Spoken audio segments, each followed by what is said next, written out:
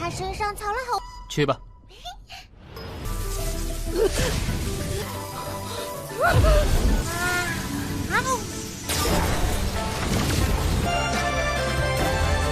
连霸天霸地都被他杀了，我们他还活着，天霸地啊！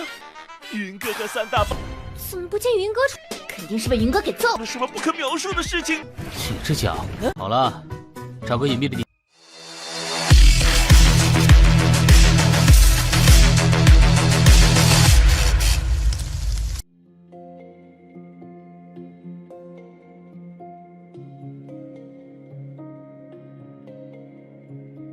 Halo semuanya, selamat datang di Ruang Sinema. Bagaimana kabar kalian semua? Semoga selalu sehat dan baik-baik saja.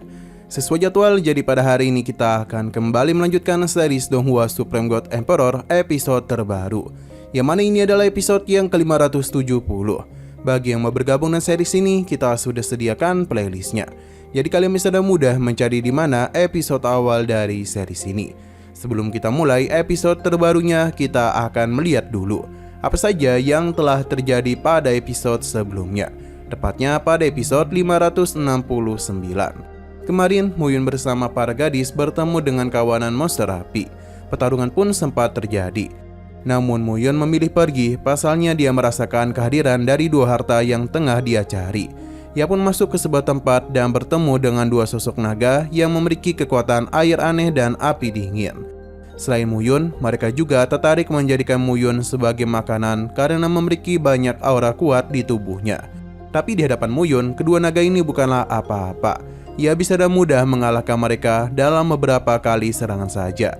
Bahkan kini Muyun telah berhasil naik menjadi manusia abadi tingkat 5 setelah menyerap kekuatan mereka. Namun kekuatan Muyun kembali bertambah karena telur naganya telah menetas. Naga kecil ini langsung saja memanggil Muyun sebagai ayahnya. Hanya saja, nafsu makan dari naga kecil ini sangatlah besar dan sempat membuat Muyun kebingungan. Sekarang kita akan melanjutkan episode terbarunya. Chu Fengyi meminta Muyun untuk menyerahkan api langit dan air aneh kepadanya, karena jika tidak, kelompok pangeran mahkota akan membuatnya menderita.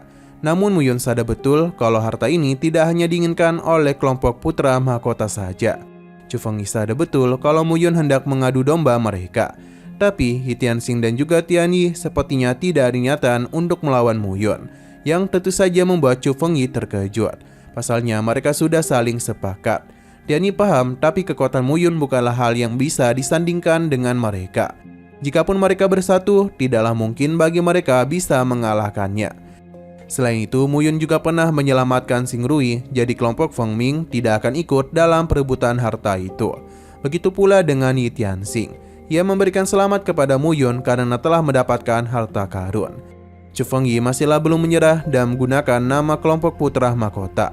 Tapi Muyun langsung menamparnya agar Chu Fengyi sadar kalau dia ini sama sekali tidak peduli dengan kelompok mereka.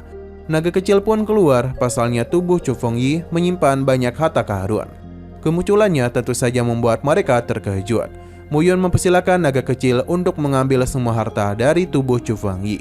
Sebuah serangan langsung saja dia lakukan yang membuat gadis ini dipaksa untuk mengeluarkan seluruh harta miliknya. Tidak ada yang bisa Chu Fengyi lakukan selain melihat semua hartanya ditelan oleh naga kecil. Dia yang kekenyangan pun memutuskan untuk kembali tidur. Papa, 他身上藏了好。去吧。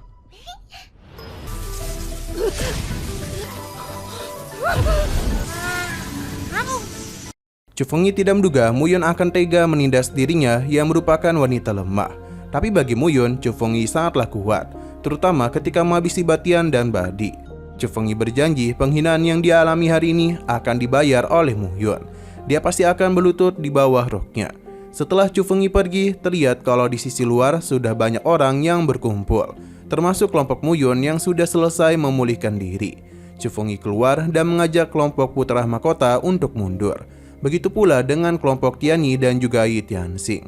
Mereka masing-masing mengajak kelompoknya pergi dan membuat semua orang kebingungan mengenai apa yang terjadi di sana. Sementara kelompok Muyun berpikir kalau mereka bertiga telah dikalahkan oleh Muyun. Fan sendiri malah berpikir yang tidak-tidak. Pasalnya Muyun bersama 3 gadis cantik di bawah sana. Apakah ada hal yang sulit untuk bisa dijelaskan? Lin menyadarkan Fan karena seharusnya ia bisa melihat tubuh gosong dari Chu Fengyi, yang kemungkinan dia itu telah disiksa oleh Mu Yun. Fan masihlah berpikir Mu Yun bermain dengan sangat agresif. Mu Yun pun muncul untuk menghentikan pikiran kotor dari Fan. Ia segera memohon kepada Mu Yun agar bisa diajari cara menaklukkan ketiga wanita tadi. Mu Yun akan membawa mereka bersembunyi supaya bisa membantu mereka dalam penerobosan. 云哥和三大怎么不见云哥出？肯定是被云哥给揍。了什么不可描述的事情。请着讲。好了，找个隐秘的地。 Sementara itu, putra mahkota tengah menunggu hasil dari apa yang Chu Fengyi lakukan. Bawahannya menenangkannya karena barang yang diinginkan oleh putra mahkota pasti mereka dapatkan. Putra mahkota paham dan tidak ingin adanya sebuah kesalahan lagi. Di sisi lain, para murid sudah keluar dan merasa kesal karena tidak menemukan apapun. Pasalnya, semua keuntungan telah diambil oleh Mu Yun. Di saat mereka memberikan kutukan kepada Mu Yun, sebuah ledakan kekuatan pun muncul, yang mana itu adalah kedatangan dari kelompok Mu Yun. Sepertinya, anggota Mu Yun juga telah mengalami perkembangan. Sedangkan Tetua Lin kesal, padahal ia sudah memberikan perintah untuk menghabisi Mu Yun.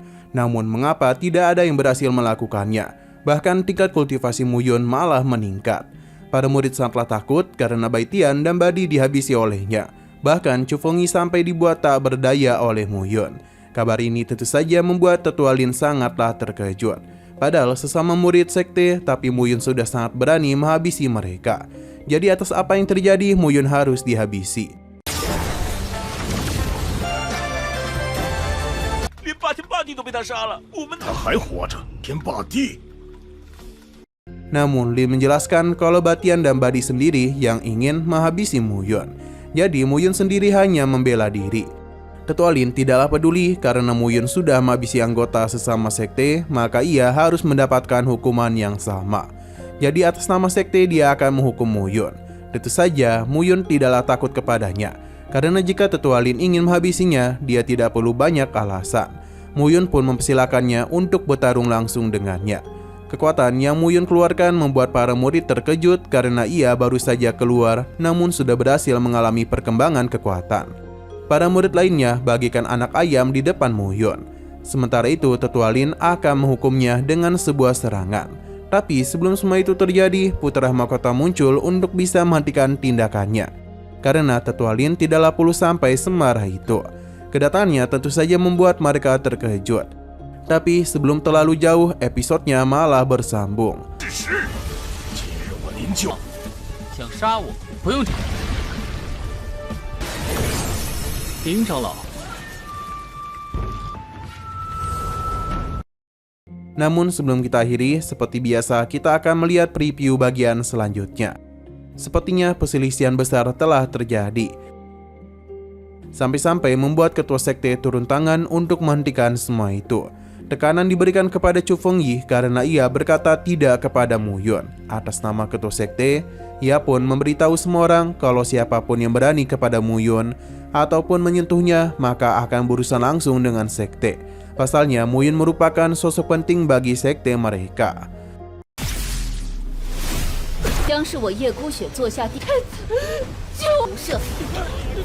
Oke, sekian dulu pada video kali ini. Untuk video selanjutnya akan segera hadir. Jadi bagi kalian yang ingin mengikuti series ini, langsung saja klik subscribe dan aktifkan loncengnya. Terima kasih yang sudah menonton video sampai habis. Jika kalian suka pada video ini, klik like dan share ke teman-teman kalian tentang channel ini. Dan ditunggu aja kelanjutannya. Oke, sampai jumpa di video selanjutnya.